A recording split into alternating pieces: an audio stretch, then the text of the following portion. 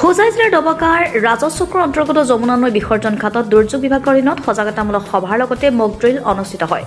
বানপানীৰ সময়ত অভাৱনীয় পৰিস্থিতি হ'লে কিদৰে মোকাবিলা কৰিব সেয়াও মক ড্ৰিল কৰা হয়। ডবকাৰ ৰাজহ কৰ্তৃপক্ষ, SDRF, স্বাস্থ্য বিভাগ, জনস্বাস্থ্য কাৰিকৰী বিভাগ, আৰক্ষী বাহিনী আৰু স্বেচ্ছাসেৱী সংগঠনৰ লোকে এই অনুষ্ঠানত অংশগ্ৰহণ কৰে। বানাক্ৰান্ত লোকক উদ্ধাৰ, প্ৰাথমিক চিকিৎসা, দ্ৰুত সঁহাৰি প্ৰদান, বিপদগ্ৰস্ত লোকৰ স্থানান্তৰ আদিৰ বিষয়ে প্ৰেক্টিকেল আকাৰত প্ৰশিক্ষণ দিয়া হয়। স্থানীয় ৰাইজৰ উপস্থিতিত সচেতনতা বাৰ্তা প্ৰচাৰ কৰা হয় যাতে প্ৰকৃত বান পৰিস্থিতিত সকলোৱে যথাযথ নিয়ম অনুসৰি সুৰক্ষিত থাকে। হঠাতে আমাৰ মানে খান্দং ডেমৰ পৰা পানী ৰিলিজ কৰি দিলে, যিহেতু ডেঞ্জাৰ লেভেলৰ ওপৰতে গৈ আছিলে কপিলি ৰিভাৰ, সেইকাৰণে হঠাতে এৰি দিয়াৰ কাৰণে অলপ মানে হাহাকাৰ পৰিস্থিতি হৈছে। আমি যেতিয়া ইনফৰ্মেশ্যন পাইছোঁ ফ্ৰম DOC, এলাৰ্ট কৰিছে আমাৰ CO মেমে আমাক এলাৰ্ট কৰিছে। মই গাঁও প্ৰধানক কৈ গোটেই গাঁও আমাৰ যিমানখিনি ভিলেজেছ আছে সকলোকে মানে নিৰাপদ স্থানলৈ যাবলৈ মানে তেওঁক সেইটো ডাইৰেকশ্যন দিছিলোঁ। আৰু ইতিমধ্যে মানে আপোনাৰ SDRFৰ দল আহিছে, তেওঁলোকে উদ্ধাৰ কৰি আছে। আমাৰ দুজন অলপ ৰেস্কিউৰ তেওঁলোক আহিছে, তেওঁলোক অলপ বেছিকৈ মানে আঘাতপ্ৰাপ্ত হৈছে। তেওঁলোকক ইতিমধ্যে আমি ডবকা CHলৈ যাবলৈ ডাইৰেকশ্যন দিছোঁ। এইটো মানে আমাৰ 3 days ট্ৰেইনিংটোৰ কথা সুধিছে। হয়, এইটো আমাৰ 3 days ট্ৰেইনিং প্ৰগ্ৰেম আছিলে। Circle level e.max training, emergency exercise. তাত আমাৰ গোটেই আমাৰ চাৰ্কেল ডবকা ৰেভিনিউ চাৰ্কেলৰ ষ্টাফ মণ্ডলসকল, গাঁওবুঢ়া, তাৰপৰা লাইন ডিপাৰ্টমেণ্টছ, ভেটেনেৰী হওক, APDCL হওক, তাৰপিছত আমাৰ ডক্টৰসকল, CAC হওক, যিমানখিনি লাইন ডিপাৰ্টমেণ্টছ আছে আণ্ডাৰ মানে ডবকা জুৰিডিকশ্যনত গোটেইখিনিয়ে পাৰ্টিচিপেট কৰিলে। ফাৰ্ষ্ট দিনা আমাৰ ইনগ্ৰেশ্যন ছেশ্যন হৈ গ'ল, তাতে ট্ৰেইনিং হ'ল। আমাৰ আজদামাৰ পৰা মানুহ আহিছিলে, তেখেতে গগৈদাই আমাৰ মানে ট্ৰেইনিংটো দিলে। তাৰপিছত আমাৰ 4টা ট্ৰেকত ট্ৰেইনিং হ'ল।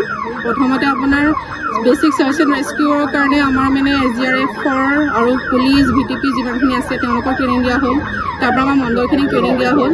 তাৰপৰা আমাৰ যিমানখিনি অংগনবাদীখিনি আছে, অংগনবাদী স্কুল টিচাৰ্ছ, তেওঁলোকক ট্ৰেইনিং দিয়া হ'ল। আৰু PHC অফিচিয়েলছ আৰু আমাৰ ডবকা মিউনিচিপালিটিৰ অফিচিয়েলছখিনিক ট্ৰেইনিং দিয়া হ'ল।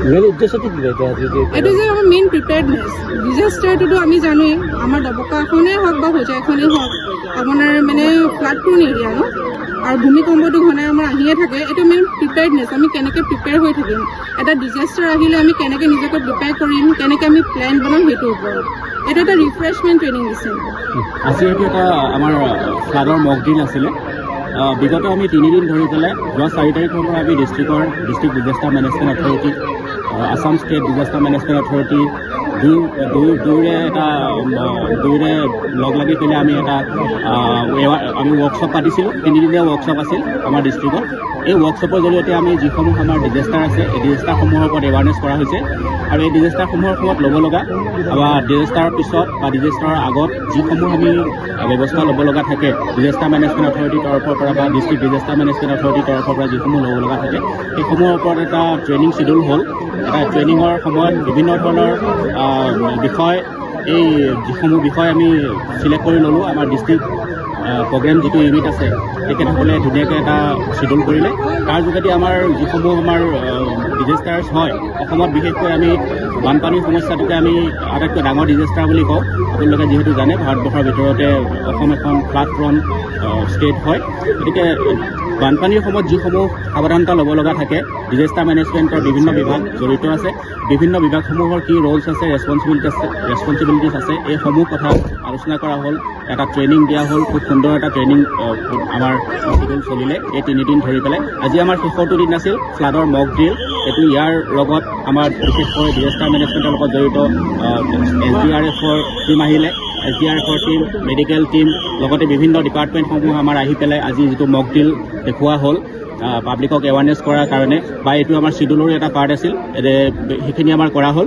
বিভিন্ন ধৰণৰ যিসমূহ প্ৰিকশ্যনছ আমি ল'ব লগা হয়, সমূহখিনি আমি আজি এই ফ্লাড মক ড্ৰিলৰ জৰিয়তে বিশেষভাৱে দেখুওৱা হৈছে। সাধাৰণ ৰাইজৰ জ্ঞাতাৰ্থেও জনোৱা হৈছে। আৰু লগে লগে আমাৰ ডিপাৰ্টমেণ্টসমূহৰ যিসমূহ কোঅৰ্ডিনেট এফৰ্ট এটা লাগে, এই এফৰ্টসমূহৰ বিষয়ে আমি আজি এই মক ড্ৰিলৰ জৰিয়তে মানুহক সজাগতা কৰাৰ বাবে চেষ্টা কৰা হ'ল। ঘৰবাৰী ভাঙি আমাৰ ইয়াত বানপানী হৈছে, তাৰপিছত ঘৰবাৰী ভাঙি পেলাই সকলো সামগ্ৰী নষ্ট হৈছে আৰু আমি হাতত দুখ পাইছোঁ আৰু মূৰত, আৰু মোৰ এজন দাদাৰ চেঞ্চেছ হৈ আছে, বহুত হৈ আছে। এতিয়া আমাক SDRF উদ্ধাৰ কৰি মেডিকেল টিমত লৈ পহুচাই দিছে। এতিয়া আমাক কিবা লৈ যাব আৰু হস্পিটেলত লৈ যাব আমাক এতিয়া।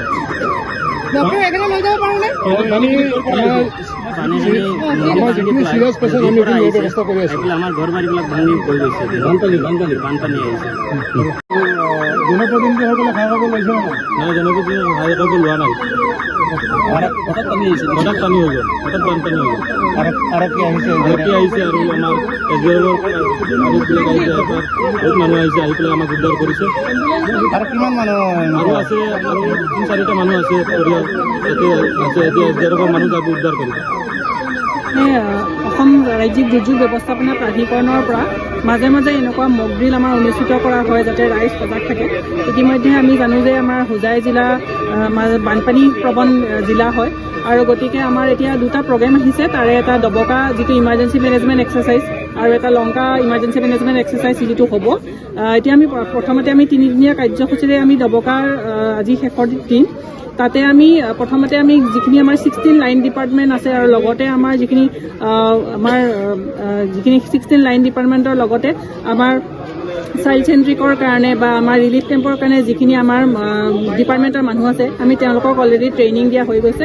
আৰু আজি এইটো ট্ৰেইনিঙৰ থ্ৰুৱেদি আমি আচলতে এইটোৱে বুজাব খুজিছোঁ যাতে বানপানীৰ সময়ত বা যেনেকুৱা সময়তে হওক বা আমাৰ দুৰ্যোগ যেনেকুৱা সময়তে হওক, সেইটো সময়ত যাতে আমাৰ সমন্বয় এটা সৃষ্টি হয়, আমাৰ যাতে ডিপাৰ্টমেণ্টৰ মানুহখিনি কোঅৰ্ডিনেশ্যনটো ভাল হয়, আমাৰ যেনেকুৱা দুৰ্যোগ হয় আমি যাতে মোকাবিলা কৰিব পাৰোঁ সোনকালে, সেইটো ৰেছপন্সটো যাতে ঠিক হয়, সেইটো কাৰণে এনেকুৱা আমাৰ মক ড্ৰিল আমি পাতিছোঁ। আৰু ভৱিষ্যতেও আমি ট্ৰাই কৰিম যাতে এনেকুৱা মক ড্ৰিল হৈ থাকক আৰু আমাৰ হোজাই জিলাখন যাতে আমাৰ ভালকৈ থাকে, আমি সজাগ থাকোঁ, আমি সুৰক্ষিত থাকোঁ। News desk report Johanna live.